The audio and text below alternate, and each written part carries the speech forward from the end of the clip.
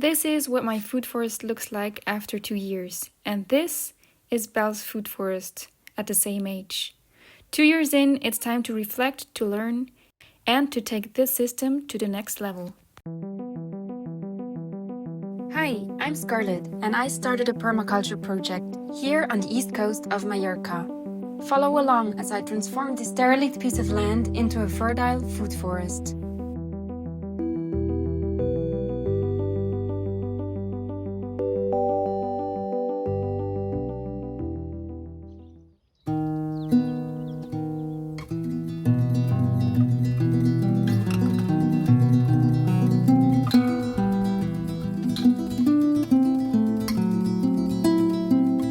I started planting this food forest about 2.5 years ago with a clear plan in mind. But since then, a lot of things have changed. I've learned so much through the whole process and through a lot of research I did in between. So this winter, I am working on an update on my food forest to improve the system and to make sure all the plants really benefit the most from each other. I know it's kind of hard to see the system I originally had in mind, so let's make a quick recap on what I've done in the last 2.5 years. When I first decided to buy this piece of land, it was completely overgrown and had been abandoned for many years. But even before the deal was finalized, I had already started working on the first design plans. I took a soil sample and sent it to a lab for analysis. The results were, let's say, not encouraging. Not only was the soil extremely poor and very alkaline, it was also incredibly shallow. In many places there was barely any topsoil at all. Digging was going to be a serious challenge. Once the land was finally registered in my name, the real work began. First, I cleared the area with a brush cutter and chainsaw. Then, with the help of a digger, we prepared everything for planting. The digger drilled 50 centimeter deep holes straight into the bedrock for every new tree and removed all the wild olives that had slowly invaded the almond orchard over the years. This process left us with huge amounts of wood, which we either chipped for mulch or turned into biochar. And only after everything was cleared could I really see what was left of the original orchard. Out of all the old almond trees, only a few had actually survived. So I ordered 30 tons of compost and spread it around the surviving trees. And together with the biochar and manure, I filled all the new planting holes. I kept the original layout of the almond rows but added new trees in between the existing ones. The dead trees were left standing to serve as wildlife habitat and natural trellises for climbing plants like kiwi, loofah, and passion fruit. Also, they still provide a little bit of shade in the summer. Then, in late spring of 2023, we planted the first 3 rows of trees and another 3 rows during the following winter. Under and around the trees, I planted a layer of herbs and flowers. The summer was brutal and the trees were clearly struggling. From that point on, my main focus was keeping the soil covered at all times and slowly building up a real layer of topsoil. To protect all that new soil from erosion, I installed stone lines below every tree row. Together with strips of perennial grasses like vetiver, lemongrass or mombasa grass, they now form a natural hedge. These grasses can be cut regularly and used as mulch, and once fully grown, they also work as a wind barrier.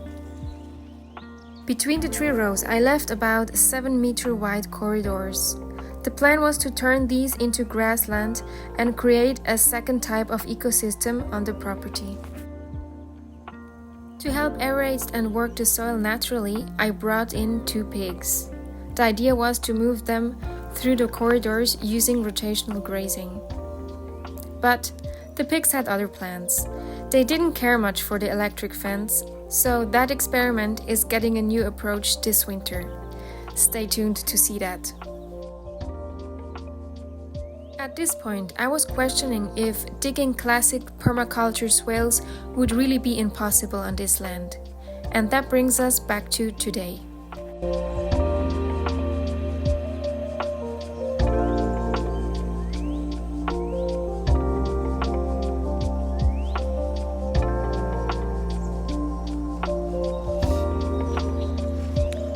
Now, as you can see behind me, some of the trees like this poplar has been growing really well.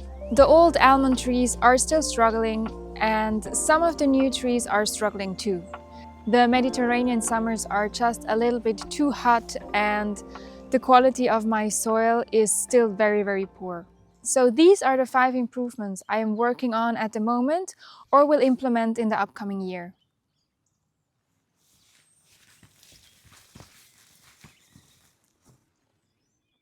As I said, the biggest problem we have here in the Mediterranean climate is the hot summer where we have literally no rain for months and all these beautiful ground cover that you see behind me now is gonna die back and it's gonna leave the soil all bare and uncomfortable for all the roots of our new planted trees. So one thing I've learned in the last years is the importance and benefit of pioneer plants, especially pioneer trees that can provide shade for other plants that are a bit more vulnerable.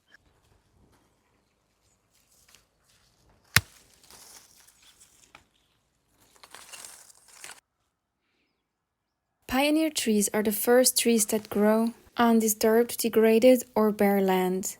They are fast-growing, tough, and adaptable, and their main job is to heal the soil and prepare the land for other plants.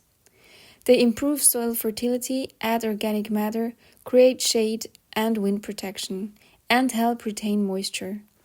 Many pioneer trees also fix nitrogen, stabilize slopes with deep roots, and grow quickly to produce large amounts of biomass. In a food forest, we can use pioneer trees as temporary helpers. They protect young fruit trees in the early years, and once the system is strong and established, they are often cut back, managed, or removed to make space for long-term trees. This method is used in syntropic agroforestry. So I already started planting more pioneer trees like this tamarisk or or this poplar, but I'm gonna plant them way more densely for them to provide optimal shade for the trees next to them.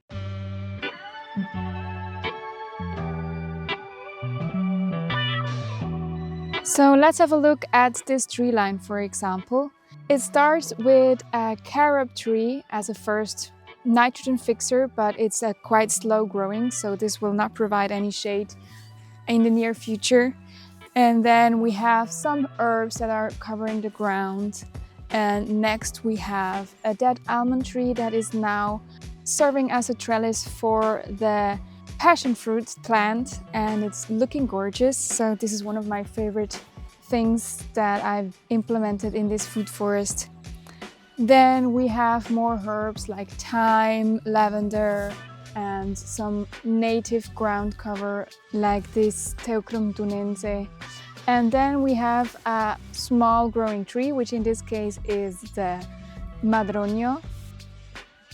So in between these two trees, the madroño, that is a small growing tree, and the passion fruit vine, there is a space for another tree. So in every gap I can find within the tree lines, I'm gonna plant another fast-growing pioneer tree.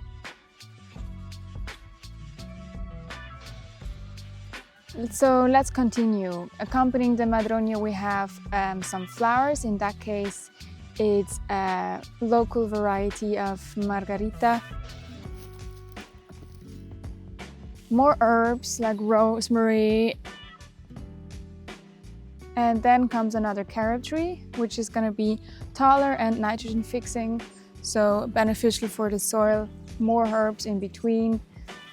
Then we have more flowers and a pomegranate tree, which is also gonna be a small tree or almost a bush. So again, in between these two trees, I'm gonna plant another pioneer tree. And then we have our more vulnerable trees like this patient right here, which is avocado. This urgently needs a helping hand of a pioneer tree, so I'm either gonna plant one here or another one right here in between these two, and so on. There is only one thing that I'm not quite sure if my plans of interplanting in my existing food forest will work out, and that's the amount of soil I have. On this land, I don't just have a lot of rocks, I really have a maximum of about 40 centimeters of topsoil wherever I try to dig. So for all the trees that I've planted in the first 2 years, I had a digger come in with a drill hammer to dig out a hole into the bedrock. And I don't want to do that now since all the roots are already established. So all the new trees just have to deal with the amount of soil we already have. Luckily, the quality of the soil has improved a lot because that's what I've been focusing on mainly. Now, there is one downside of planting pioneer trees, which is that they grow super fast and with barely any nutrients, which is exactly what we want in this situation, but it can also be a bit dangerous because they obviously can take over and occupy a lot of space. And some of the trees are even considered invasive depending on where you plant them. So I want to be really careful about the choice of my trees. I'm gonna plant some of them that are a bit controversial, like the eucalyptus, which I've seen a lot of people use with great success, especially in this climate. But the eucalyptus always gets a lot of negative press because usually it's planted in a monoculture. And if you plant only eucalyptus, it is devastating for the ecosystem and has a very negative impact on soil quality as well as the risk of wildfires.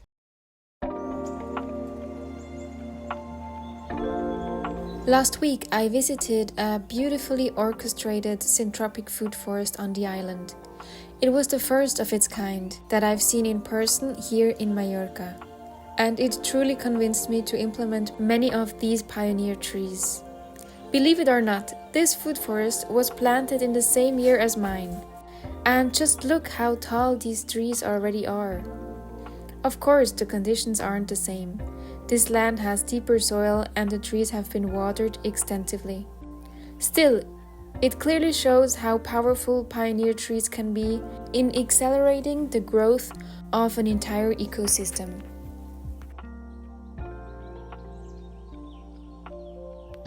So here's a list of pioneer trees that I'm going to plant to support my food forest. If you're thinking of doing something similar, make sure that they are not on the red list in your country. Also, it is super important to constantly cut or trim them well, to make sure they don't take over and spread uncontrollably.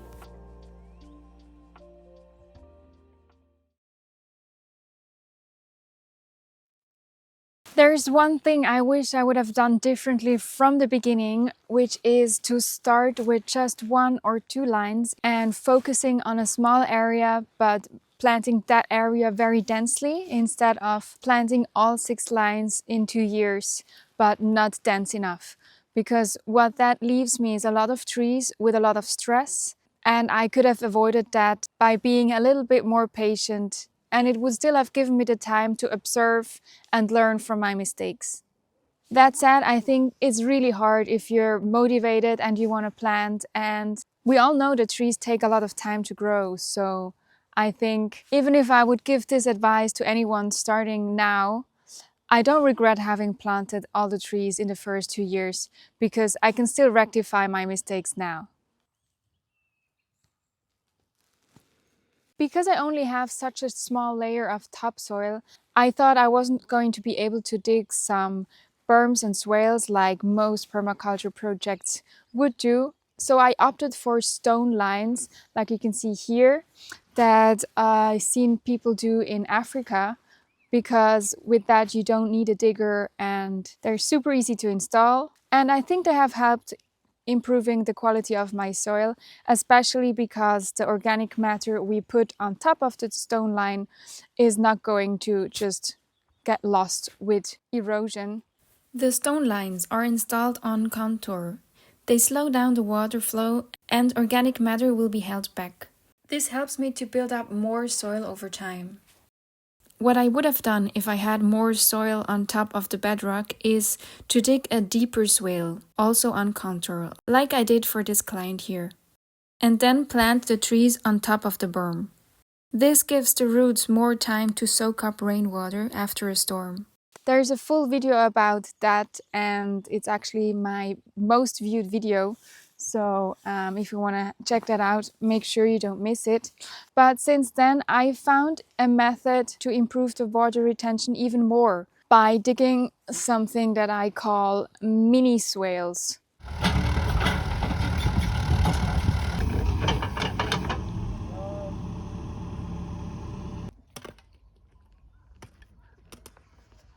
So these little swales are only as deep as my soil goes, so about 20 to 30 centimeters.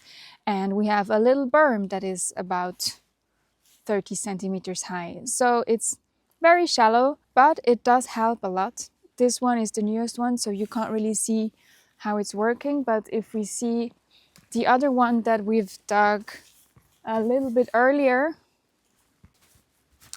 here on this one, you can already, you don't see the swale anymore because it's covered in greenery, and you can see the growth on the berm is way bigger than on this whole surface. So I'm sure it's working. I have water retention coming into the tree lines and then another one holding back the organic matter after the tree lines, and I'm super happy with that system.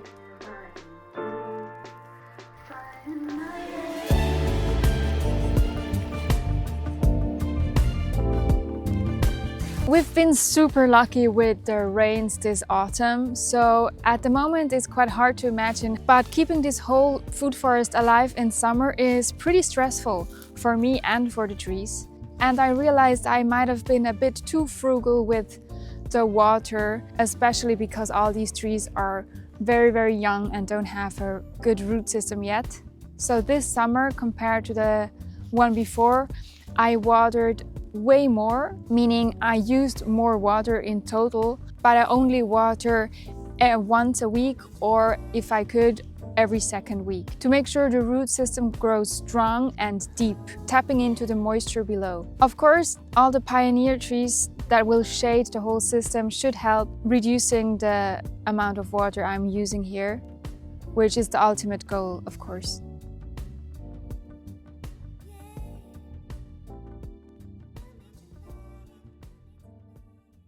I really underestimated the value of microorganisms, or let's say I was really surprised about the impact that microorganisms have for soil health. Since I've been planting the Miyawaki forest right behind me, I can clearly see the difference. This native forest is grown on a layer of our own forest floor and a thick layer of our human manure, meaning the compost coming from our composting toilet. And in that compost, there is a lot of biochar, and I continually added effective microorganisms to make sure the toilet doesn't start to smell. So whenever one of our poop buckets is full, it's ending up here, and this is where the final decomposition is taking place. And I know it's a bit hard to see now with all the greenery, but around it we've planted a lot of native trees and herbs. So we started with the same bad soil quality here than we have in our food forest.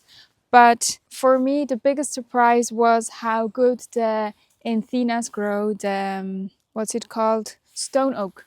I've been planting stone oaks the first year in our native forest, and I've been planting the same tree in the food forest, and none of them have ever grown as beautifully as this one right here, which is just growing on our own poop mixed with biochar and effective microorganisms. So I'm super happy to see them grow successfully, because this is one of the most important native trees on this island, and I have literally not one in our native forest.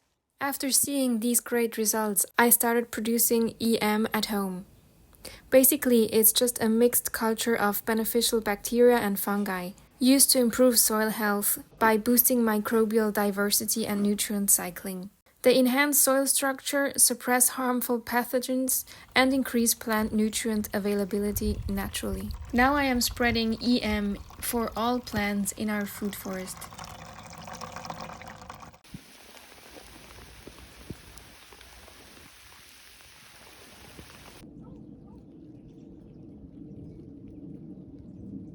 We just had an unexpected little rain shower, which is perfect. We love that for our plants. So the last mistake I did in the food forest is that I didn't have enough material to cover the ground, especially during the summer months. In the first year, straw was sold out in my area due to the dry winter. And the second summer, I don't know, I think I was just too late or too occupied with other things. I have been using a lot of sheep wool, which is a great material to use, and it is free if you have neighbors with sheep like I do. And in my desperation, I was using wood chips and cardboard and literally anything I could find that will decompose over time to keep the soil from drying out. But for next year, I already got prepared and I ordered some straw. This will help me to cover a larger surface. I was underestimating the surface that I needed to cover. My food forest is quite big. Ideally, everything would be covered in a thick layer of mulch to make sure we don't lose any water through evaporation and suppress weed growth. The herbs I planted for ground cover didn't spread out as quickly as I thought they would, and all the grasses and weeds die off as soon as summer hits. So this winter, I'm propagating my herbs to have a better coverage next summer and cover the rest of the surface with straw. But until the summer comes, I'm gonna use the hay as bedding for my chickens and the pigs.